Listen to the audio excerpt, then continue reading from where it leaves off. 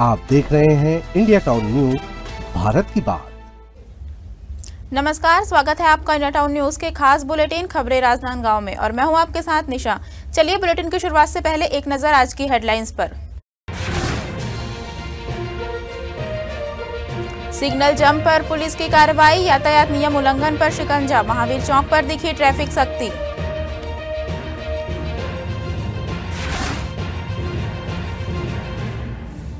Basantpur police ने चलाया विशेष अभियान, शराब कोचिए गिरफ्तार, शराब कोचियों के खिलाफ कार्रवाई जारी।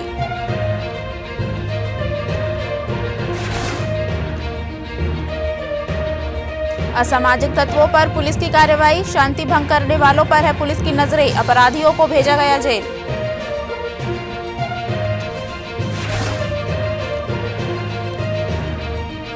सामाजिक बहिष्कार पर परिवार ने उठाया कदम, कलेक्ट्रेट पहुंचकर की इच्छा मृत्यु की मांग, जमीन विवाद और बहिष्कार से आहत परिवार।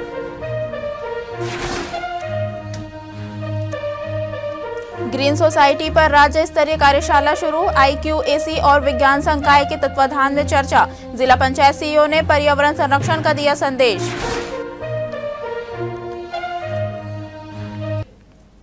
चलिए बढ़ते हैं खबरों की ओर। ग्राम बरबसपुर के निवासी चंद्रेश वर्मा और उनके परिवार ने हाल ही में राजनांदगांव कलेक्ट्रेट पहुंचकर इच्छा मृत्यु की मांग की है। वजह है सामाजिक बहिष्कार। दरअसल चंद्रेश वर्मा का कहना है कि गांव के लोग और सरपंच उन्हें सामाजिक बहिष्कार का सामना करने को मजबूर कर रहे हैं। चंद्रेश वर्मा और उनके परिवार का आरोप है कि गांव के लोग उनसे संपर्क तोड़ चुके हैं और पानी की आपूर्ति भी बंद कर दी गई है।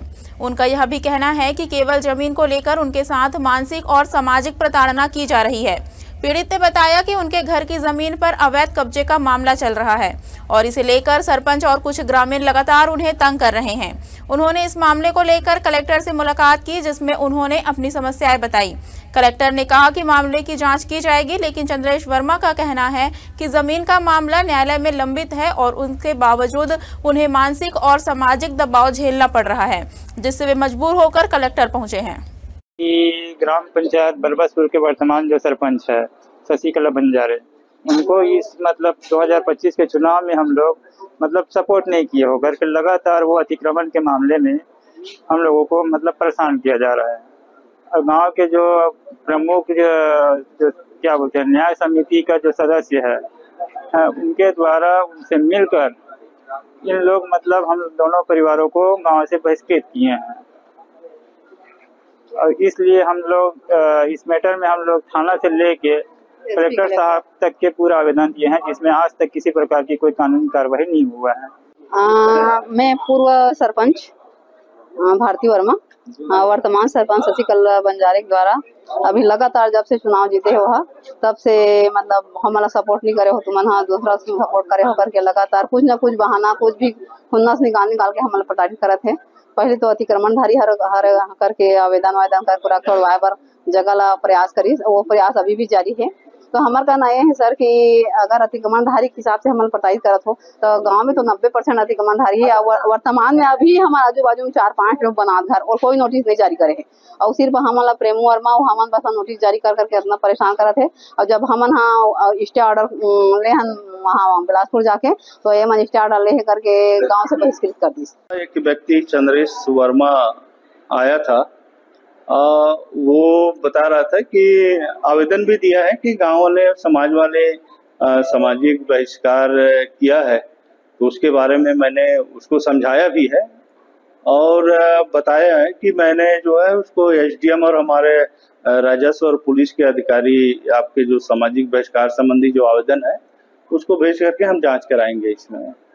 खैरागढ़ जिला मुख्यालय से महज 13 किलोमीटर दूर ग्राम साहसपुर दल्ली में एक बंगाली झोलाछाप डॉक्टर SK विश्वास पिछले 5 वर्षों से खुलेआम मरीजों की जान से खिलवाड़ कर रहा है। बताया जा रहा है कि कोलकाता निवासी यह व्यक्ति B फार्मा डिग्री धारक है, लेकिन उसी डिग्री के सहारे गांव में क्लिनिक खोलकर इलाज कर रहा है। ग्रामीणों के अनुसार SK विश्वास न केवल दवाएं लिखता है बल्कि इंजेक्शन लगाने, बोतल चढ़ाने और अन्य चिकित्सकीय कार्य भी करता है, जबकि नियमानुसार B फार्मा डिग्रीधारी को न तो मरीजों का इलाज करने का अधिकार है और न ही दवा लिखने का। ग्रामीणों का कहना है कि गलत इलाज से कई बार मरीजों की हालत बिगड़ चुकी है। ऐसे मामलों में यह झोलाछाप डॉक्टर मरीजों के परिजनों को धमकाकर और कुछ पैसे देकर मामला दबा देता है। इस संबंध में मुख्य चिकित्सा एवं स्वास्थ्य अधिकारी ने कहा कि डॉक्टर के खिलाफ टीम भेजी जाएगी और आवश्यक कानूनी कदम उठाए जाएंगे। क्या करते हैं? प्रैक्टिस करते हैं। कौन दिया अनुमति आप प्रैक्टिस करने को? कौन दिया आप प्रैक्टिस करने का? कोई नहीं दिया। नहीं, कौन सा डिग्री आप? बी फार्मा का है। बी फार्मा के बेस में आप प्रैक्टिस कर सकते हैं? मैं तो इसमें आयुर्वेदिक बनाई दे, आयुर्वेदिक कर दो। अच्छा, ठीक। आयुर्वेदिक का प्रैक्टिस कर सकते हैं बी फार्मा में? तो पैसे नहीं करता, गाँव में तो हजारों जन करता। अच्छा, तो हजारों जन करते तो आप भी करोगे? नहीं करोगे। कहाँ से आया हो? कोलकाता। कब से आया? 4-5 सालों। अभी तक कोई कार्रवाई नहीं हुई आपके पास? नहीं। कोई डॉक्टर चेक करने नहीं आया? आया था डीओ में सर, आया। कोई चेकिंग वेकिंग कुछ नहीं हुआ? कार्रवाई आपके पास? कोई कार्रवाई नहीं। क्या बोल के गया डीओ आपको? डीओ क्या बोल के? हिसाब से करना है, गलत नहीं करना है, रिस्क नहीं लेना है। बी फार्मा के आप प्रैक्टिस कर ही नहीं सकते, तो आप प्रैक्टिस कैसे कर सकते हैं? चल रहे तो इसमें क्या करो। राजनांदगांव शहर के व्यस्त महावीर चौक में एक बड़ा हादसा होते होते टल गया। जानकारी के अनुसार गुरुद्वारा चौक की ओर से आ रही एक ट्रक ने बाइक सवार को टक्कर मार दी। बताया जा रहा है कि बाइक सवार बीच सड़क पर आ गया था, जिसके कारण यह हादसा हुआ। टक्कर लगने के बाद बाइक सवार सड़क पर गिर गया, जिसके बाइक को नुकसान हुआ। हालांकि गनीमत से बाइक सवार को गंभीर चोट नहीं आई। मौके पर पहुंची पुलिस ने स्थिति को संभाला और ट्रक चालक एवं बाइक सवार से पूछताछ शुरू की। घटना के बाद कुछ समय के लिए चौक पर ट्रैफिक बाधित रहा, जिसे पुलिस ने नियंत्रित किया। खैरागढ़ के रानी रश्मि देवी सिंह शासकीय महाविद्यालय में विज्ञान संकाय एवं IQAC के संयुक्त तत्वाधान में scientific innovation in green society विषय पर 2 दिवसीय राज्य स्तरीय कार्यशाला का शुभारंभ हुआ। कार्यक्रम के मुख्य अतिथि CEO जिला पंचायत प्रेम कुमार पटेल ने विद्यार्थियों को पर्यावरण संरक्षण की दिशा में सक्रिय भूमिका निभाने का आह्वान किया।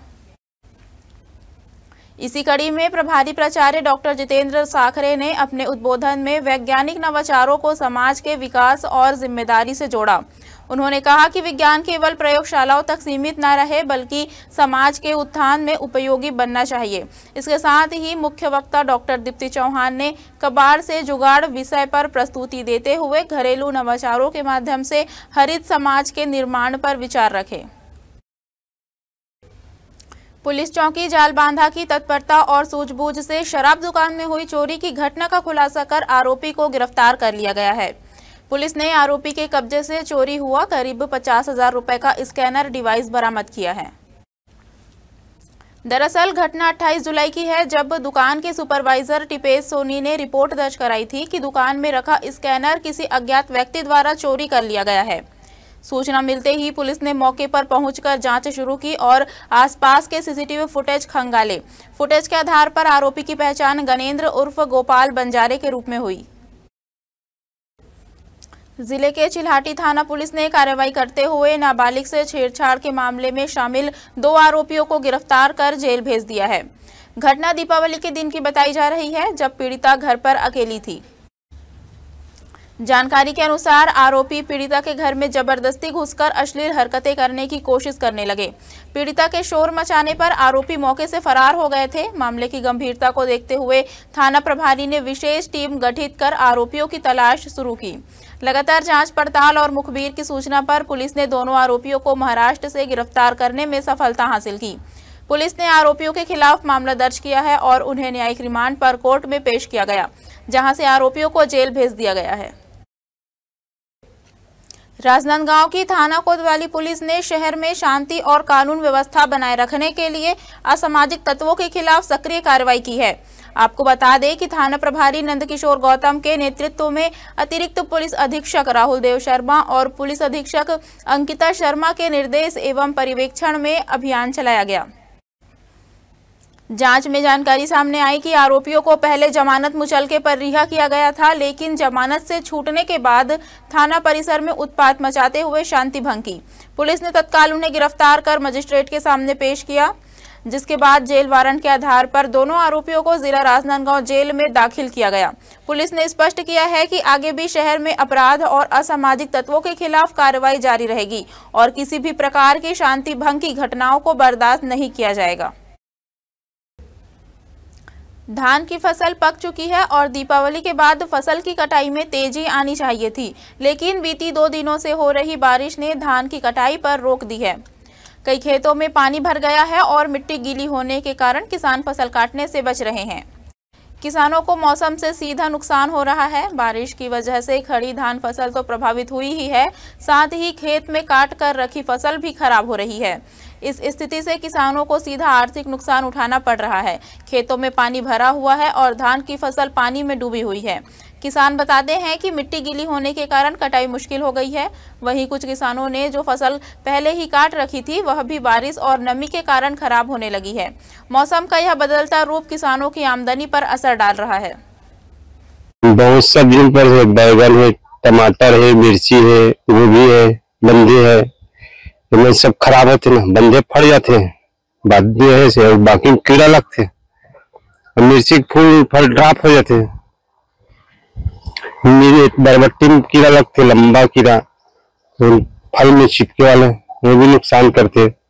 पूरा नुकसान है। हाँ, तो अभी क्या करा था आपने मौसम में देख के? कुछ मौसम में देख के क्या करे, काम करा था, पानी भी तो कल ये रह जाते हैं, छिड़काव करने हैं, रुक गए तो रुक गए, तो नुकसान है, किसान का नुकसान है। सरकार ने क्या बोलना चाहिए कुछ मौसम में देखते हुए, कुछ किसान के राहत दे? अब सरकार को राहत तो नहीं देना, बात तो यही है। अब बीमा तो कटे रहे थे, पूरा नुकसान हो रहा था, बीमा नहीं थे, आप में नहीं मिले ना। थाना बसंतपुर पुलिस ने सफलता प्राप्त करते हुए जिले के बाहर बालोद से अपहरित नाबालिग बालिका को सुरक्षित बरामद कर उसके माता पिता को सुपुर्द किया है। प्राप्त जानकारी के अनुसार प्रार्थिया ने दिनांक 26 अक्टूबर 2025 को रिपोर्ट दर्ज कराई कि उसकी 16 वर्ष 8 माह की नाबालिग पुत्री को अज्ञात व्यक्ति ने बहला फुसलाकर अपने झांसे में लिया है। रिपोर्ट के आधार पर थाना बसंतपुर में गुमशुदा व्यक्ति एवं अपहरण के तहत मामला दर्ज कर जांच शुरू की गई। पुलिस अधीक्षक अंकिता शर्मा के मार्गदर्शन में बालिका की खोज शुरू की गई, जिसके बाद टीम को जानकारी मिली कि बालिका बालोद जिले के ग्राम खपरी मालीगोरी में है। तत्पश्चात टीम बालोद रवाना हुई और बालिका को सुरक्षित बरामद कर उनके परिजनों को सुपुर्द किया। राजनांदगांव की थाना बसंतपुर पुलिस ने 30 अक्टूबर 2025 को शराब कोचियों के खिलाफ विशेष अभियान चलाकर एक व्यक्ति को गिरफ्तार किया है। पुलिस ने आरोपी के कब्जे से देशी प्लेन शराब और देसी मसाला शराब जब्त की है। पुलिस के अनुसार गिरफ्तार आरोपी रंजन यादव और अवैध रूप से शराब बिक्री करता पाया गया, जिसके बाद आरोपी के विरुद्ध आबकारी एक्ट के तहत कार्रवाई की गई। आरोपी को गिरफ्तार कर न्यायालय के समक्ष पेश किया गया, जहां से उसे जिला जेल राजनांदगांव में दाखिल किया गया। मामले में थाना बसंतपुर पुलिस ने कहा कि शराब कोचियों के खिलाफ कार्रवाई लगातार जारी रहेगी और कानून के तहत सख्त कदम उठाए जाते रहेंगे। राजनांदगांव की यातायात पुलिस ने महावीर चौक में सिग्नल का उल्लंघन करने वाले वाहन चालकों पर सख्त कार्रवाई की है। पुलिस ने 3 सवारी वाले वाहनों की जांच की और ड्राइवर के लाइसेंस एवं अन्य जरूरी दस्तावेजों पर भी कार्रवाई की। दरअसल पुलिस अधीक्षक के निर्देशानुसार यातायात पुलिस ने पूरी टीम के साथ महावीर चौक पर अभियान चलाया और नियमों का उल्लंघन करने वालों पर सख्ती दिखाई। इस दौरान पुलिस ने स्पष्ट किया कि शहर में यातायात नियमों के पालन को सुनिश्चित करने के लिए यह अभियान लगातार जारी रहेगा। पुलिस ने जनता से अपील की है कि ट्रैफिक नियमों का पालन करे ताकि सड़क पर दुर्घटनाओं से बचा जा सके। कलेक्टर तुलिका प्रजापति ने मीडिया से रूबरू होकर आगामी विशेष गहन पुनरीक्षण कार्यक्रम और छत्तीसगढ़ राज्य स्थापना दिवस की तैयारियों की जानकारी दी। कलेक्टर ने आगामी 1 नवंबर को होने वाले छत्तीसगढ़ राज्य स्थापना दिवस की तैयारियों पर भी चर्चा की। उन्होंने बताया कि इस वर्ष का राज्योत्सव स्थानीय सांस्कृतिक विरासत और जनभागीदारी को केंद्र में रखकर मनाया जाएगा। मोहला मानपुर में आयोजित प्रेस वार्ता के दौरान कलेक्टर ने निर्वाचन नामावलियों के विशेष गहन पुनरीक्षण कार्यक्रम को लेकर विस्तार से जानकारी दी। उन्होंने बताया कि पुनरीक्षण प्रक्रिया के तहत पात्र नागरिकों के नाम मतदाता सूची में जोड़े जाएंगे, साथ ही त्रुटियों को सुधारने का कार्य भी किया जाएगा। इसके लिए समय सारिणी जारी कर दी गई है और जागरूकता अभियान के माध्यम से अधिक लोगों को जुड़ने के लिए प्रेरित किया जा रहा है। आप सभी को नमस्कार। अभी 2 नवंबर से लेकर 4 नवंबर तक जिले में राज्योत्सव के कार्यक्रम आयोजित होने हैं। आप सभी को विदित है कि हमारे छत्तीसगढ़ राज्य की स्थापना को 25 वर्ष पूरे हो गए हैं और इस अवसर पर हमने राज्योत्सव का आयोजन किया है, जिसमें 2 नवंबर से लेकर 4 नवंबर तक तीनों दिन राज्योत्सव का कार्यक्रम होगा जिले में। इसमें विविध लोक कलाकारों जो जिले के जो लोक कलाकार हैं उनकी प्रस्तुतियां होंगी, सांस्कृतिक कार्यक्रम होंगे, कुछ प्रतियोगिताएं भी होंगी जिसमें विशेष रूप से खेल प्रतियोगिता है और रंगोली प्रतियोगिता है, व्यंजन प्रतियोगिता है, वेशभूषा प्रतियोगिता, इस तरह की प्रतियोगिताएं भी रखी। क्विज कॉम्पिटिशन का आयोजन किया गया है, क्रिकेट प्रतिस्पर्धा का भी आयोजन किया गया है और जिले के स्कूली बच्चों छात्र छात्राओं की प्रस्तुतिकरण होंगे और बहुत सारा आयोजन इस दौरान होना है। तो मेरा आग्रह है जिले के सभी निवासियों से, आप सभी से, कि राज्योत्सव का कार्यक्रम जो 2 तारीख से 4 तारीख तक होना है उसमें आप ज्यादा से ज्यादा सम्मिलित हो और कार्यक्रमों का भी आनंद लें। हमारे खास बुलेटिन खबरें राजनांदगांव में फिलहाल इतना ही। मुझे दीजिए इजाजत, नमस्कार। आप देख रहे हैं इंडिया टाउन न्यूज, भारत की बात।